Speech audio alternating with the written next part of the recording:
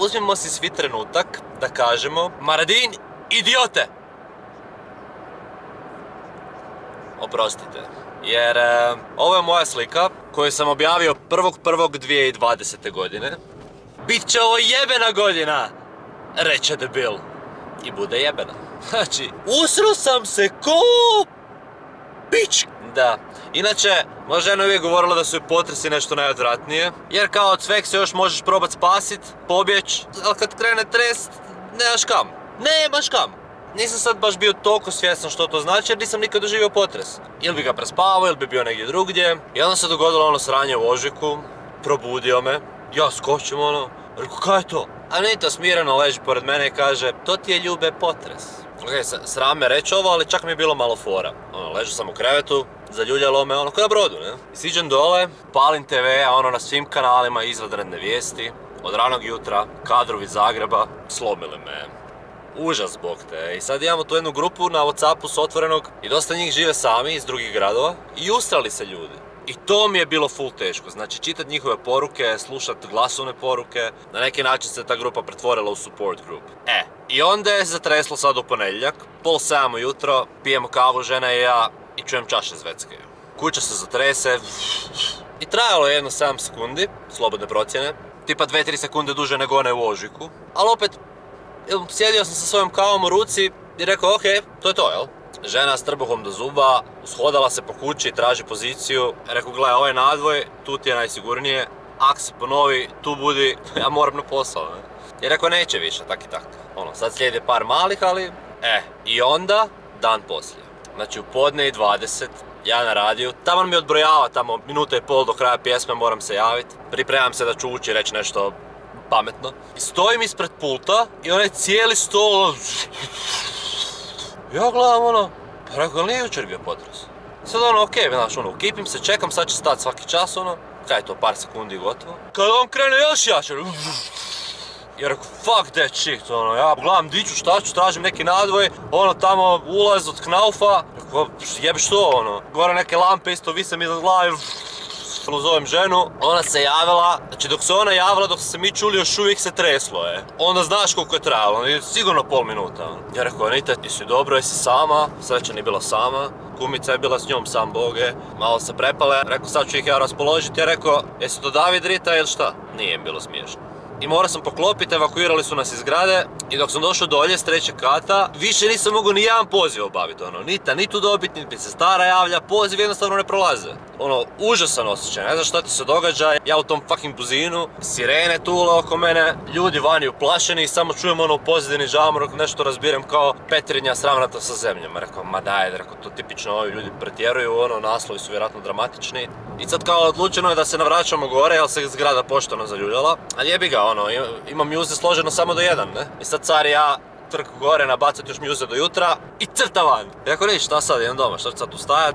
I dođem doma, zagrlim ženu, gledam N1 i ne vjerujem meni. Znači, gledam te kadrove, ono, muka ti je, plaće ti se, ne vjeruješ da je to tu. Pa prebaciš malo na RTL, pa prebaciš na Novu, pa prebaciš opet na N1 i onda opet kasnije na Šprajca. Pa kao ideš spavat i ne možeš. Ja sam još nešto spavao, žena nije oka sklopila cijelu noć i ujutro naberem da ne može tako, da mora nastaviti dalje sa životom, ne može sad žiti u strahu godinu dana dok se te ploče poravnaju i smire. Neće više biti tak jako, to je najjače u 100 godina, ono, smiri se, vidiš da je kuća dobro, bit će sve okej. Kad evo ga opet. Koji kura? 2 u razmaku od 10 minuta, ono. I kako da ju sad smirim? Rekao, dobro, šta je ovo? Jesmo mi postali čila da nam niko nije javio, ili šta? Odvratan osjećaj, ona se ne želi vratiti na kat, neko spustim stvari dole, ja moram na posao, treba ju ostaviti samu. Znači užas. A tamo sam pripremio hrpu savjeta kako ispratiti ovu šugavu godinu i dočekat novu 2021. koja je spas svih problema, kako proslaviti taj doček s obzirom da je sve zatvoreno. I ono, mislio sam kao ono, i dalje se može spasiti doček, ono, sjedneš u auto, voziš se po granici županije od punkta do punkta, dočekaš ponoć i ajd kuć. Ali jebi ga, propusnice su ukinute, tako da niš od toga. Iako dobro da jesu, s obzirom na situaciju, neki slobodan prolaz, nek ide kogod hoće, gdje god hoće, sam da se osjeća sigurnije. Ali sad iskreno ne znam šta bi vam rekao za doček, evo. Čujem da Nova TV ima super novogodišnji program, ono nad Lipom 35. Možete tako ostati doma, ali onda opet to ne ovisi o vama, nego o potresu. I ono, plaće mi se dok slušam vaše pozive na radio već zadnja 2-3 dana i kome je to što nam se događa i apsolutno razumijem taj ljudski instinkt da želiš pomoć kad vidiš da je neko u nevolji, ali ja stvarno vjerujem da je najpametnije ne postati dio problema i pustiti da službe koje su obučene za to odrade svoj posao. Neki su školovani za takve situacije, ti se pobrini za svoje, ne smetaj i daj sve od sebe da ti ne postaješ taj dodatni problem kojeg se mora spašavati. Evo, to je moja filozofija, ja se time vodim. Može se pomoći sa daljine.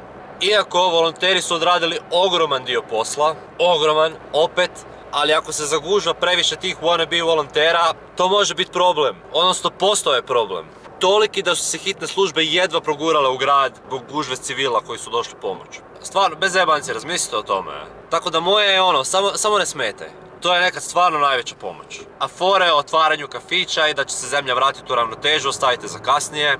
Mislim, ovo je stvarno loš trenutak za te fore. Loš trenutak je i za bilo koje moje fore. I zapravo ovo već sad traje duže nego što sam planirao. Samo sam htio reći da budete dobro, optimistični, glavu gore. Zvuči ko fraza, ali ni prvi ni zadnji put da nam se tako nešto loše događa. Ostanite pametni, oprezni i čuvajte se. Ja stvarno vjerujem da su ovo sve samo zadnji trzaji 2020. da nam zada još neki udarac. I siguran sam da ima neki numerolog među vama koji može to potvrditi, pa nek se javi.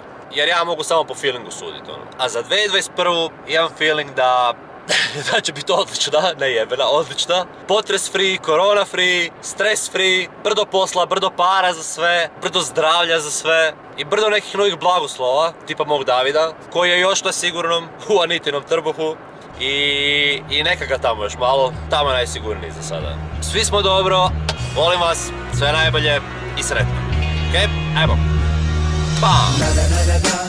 هلا اجا الزعيم العظيم مرادين مدفكا الشعب يقول اني حاكم كريم اي اي اي